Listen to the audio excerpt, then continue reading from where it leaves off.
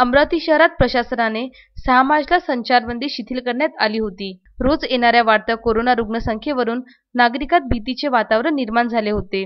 तब्बल 1000च्या वरच रुग्ण अहवाल प्राप्त झाल्याने प्रशासनाने कडक संचारबंदी लागू केली होती। मात्र मंगळवारी दिवसभरात फक्त 282 नागरिकांचा अहवाल पॉझिटिव्ह आल्याने अमरावतीकरांना आता दिलासा निर्माण झाला आहे।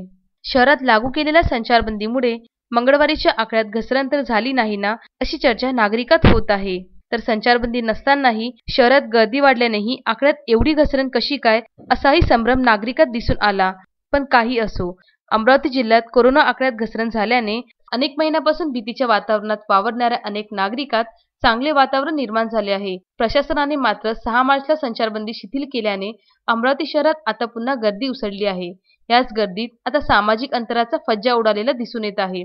अशीच परिस्थिती राहिली तर पुन्हा अमरावती जिल्ह्यात कोरोनाचा उद्रेक होण्याची दाट शक्यता आहे। म्हणून आपण सर्वांनी मीच माझ्या कुटुंबाची रक्षक, मीच जबाबदार या संकल्पनाची आठवण करून सर्वांनी काळजी घेणे अतिशय महत्त्वाचे आहे। अजय शृंगारे, विदर्भ न्यूज, अमरावती।